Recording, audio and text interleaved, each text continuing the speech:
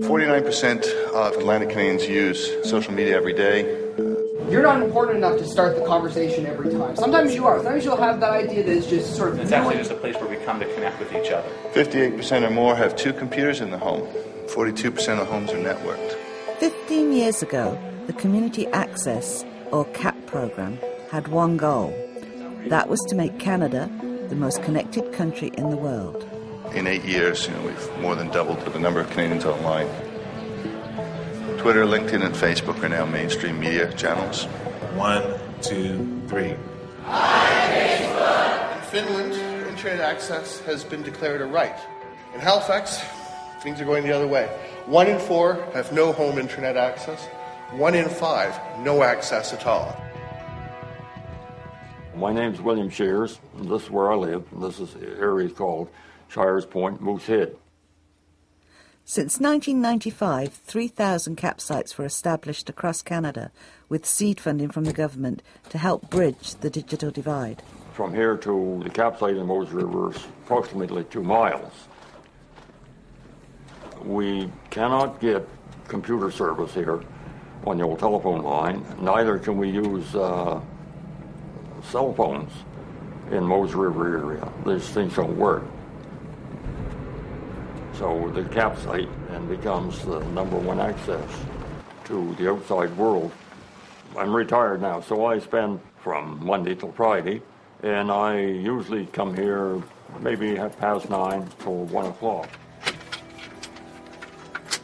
Although Nova Scotia recently announced 100% broadband coverage, many people still rely on public access computers and internet.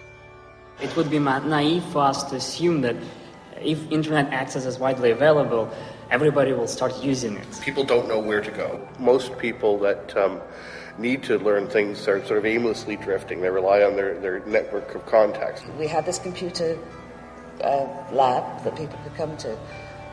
But what else did we need? In the next 12 to 24 months, technology will change an equivalent of what it did in the last 15 years. Are we ready, and do your communities have the resources?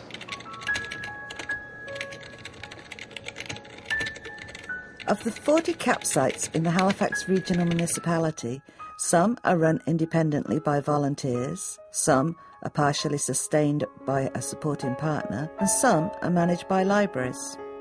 My name is Barb Allen. This video is a journey to 9 of those sites and a look at the digital divides they were meant to overcome. I have to open up the CAP site in the mornings and all the necessary things to get the computers working, get the daily schedule set up. So I'd never been working with computers before, and all of a sudden I realized it was a good source for me because I'm a researcher at heart, and I'm an amateur geologist, also a theological student and philosopher, and I'd studied and had received a degree. And so I had an opportunity to teach. I had an opportunity to help people who are looking for information. Morning, William. Good morning. How are you, Dennis? Okay. Dave, I'm Dennis Sharp, and I'm part of the crew at the Moses River CAP site. We've been in business since 2001, and there's a group of about 5 of us when we finally started out here. I've got an announcement for your events page, Dave. Was that for the Historical Society? What was the date for that? May the 15th at 1:30 at the Community Hall in Moses River. We've had a lot of help down through the years, and we've tried to provide help. Hello. Hi, morning, Jesse. Hello. What would you like this morning? Well, I'd like to have my birth certificate copied. Computer training, emails, faxes, and photocopies. Most anything. We try to be kind of a contact point for the people, for the villages here. Yes. Thanks. Thank you.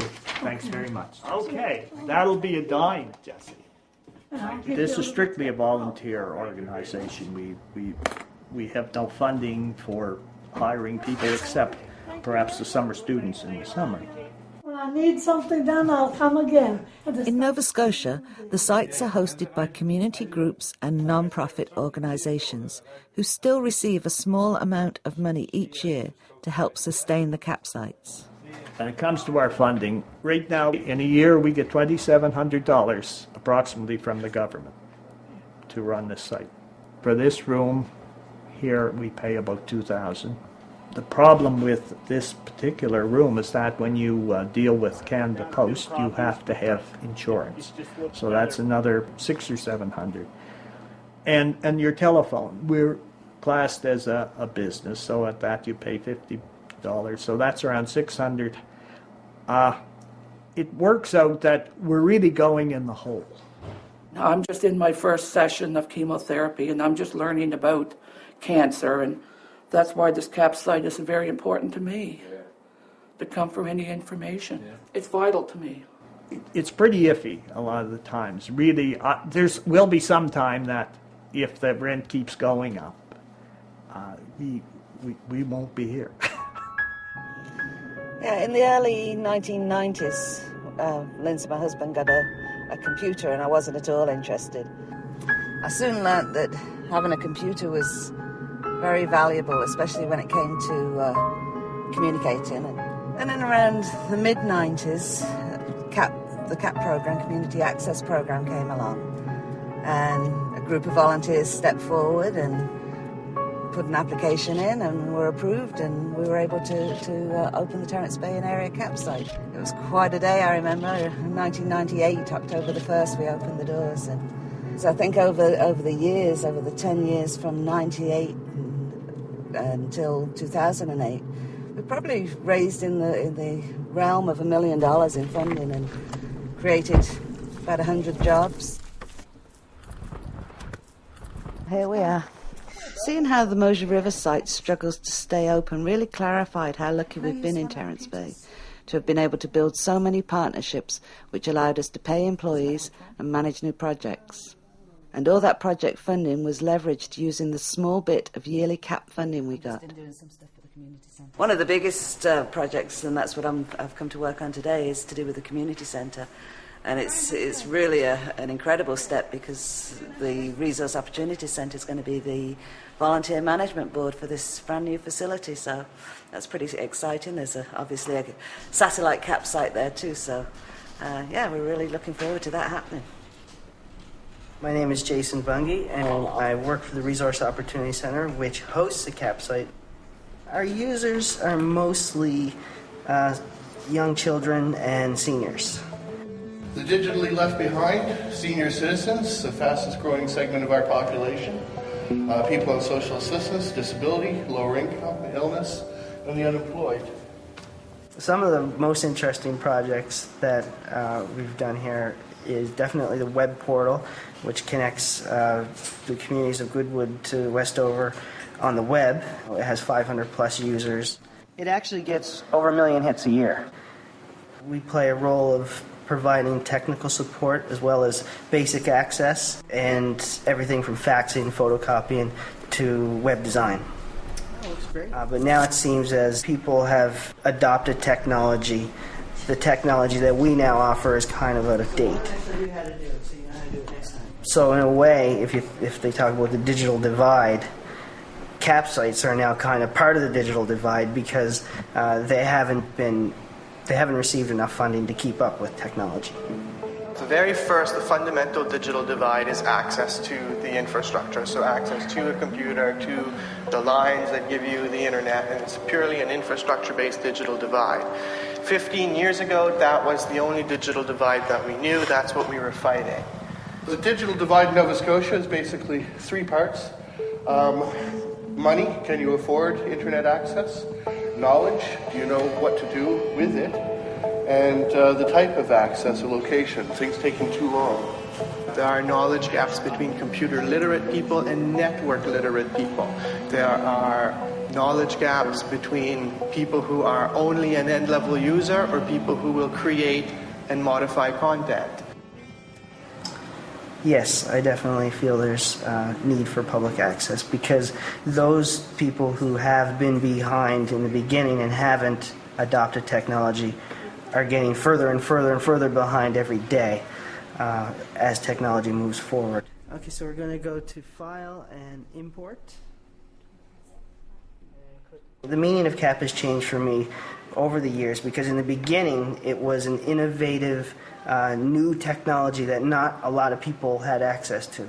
So providing basic access and that level of technology was very important. But now it seems as everything has progressed so quickly, the meaning of CAP is still back here while technology is up here. We're at the CAP site in Sheet Harbor.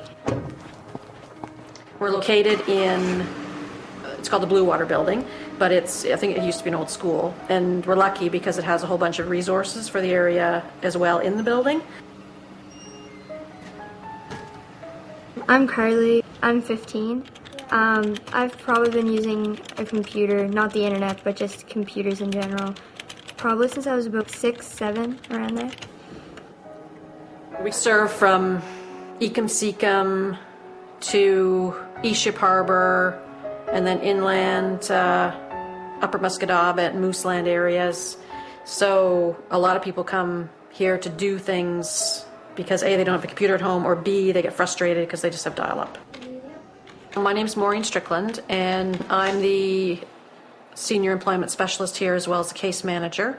This CAP site is in a partnership with Job Search Services. So people can come here and do their resumes and cover letters. We put up job postings. We try to make relationships in the community so employers can come here and look for people. We run workshops and interview skills, online job searching, etc. There's not many jobs around here, but we're trying. Right now I'm applying for a job at a campground that we have, but there's also jobs at Foodland, and you can get a job here at the CAP site, or there's also the Irving and Esso garages. I like computers because it helps me keep in contact with some of my friends that don't live around here, and it's just an easier way to get out what you want to say. Our friend just died, and we're planning a memorial service for him for this Friday, and we had to get it out somehow, so we're using Facebook and we're using MSN and all that to get it out to everyone. I'm at the CAP site because I use the computers for my business. I'm Ann Hedges. I'm the Smiley's Point seamstress. My business is sewing. I use the internet to order fabrics online. Most of them, it's a lot cheaper. I use the computers to organize my file folders, to help check my email, to make up posters that I post within the local areas on the bulletin boards, to advertise my business and my sewing classes. And I took a computer course through the CAP site because I didn't know anything about the internet before I came here. So we have a lot of other resources for the community, like people can come in here and sign out digital cameras, overhead projectors. They can get things laminated. They can get reports bound. We have a color copier, a black and white copier, scanners, printers, photocopier. So this is a very high-end CAP site based on the ones I've seen.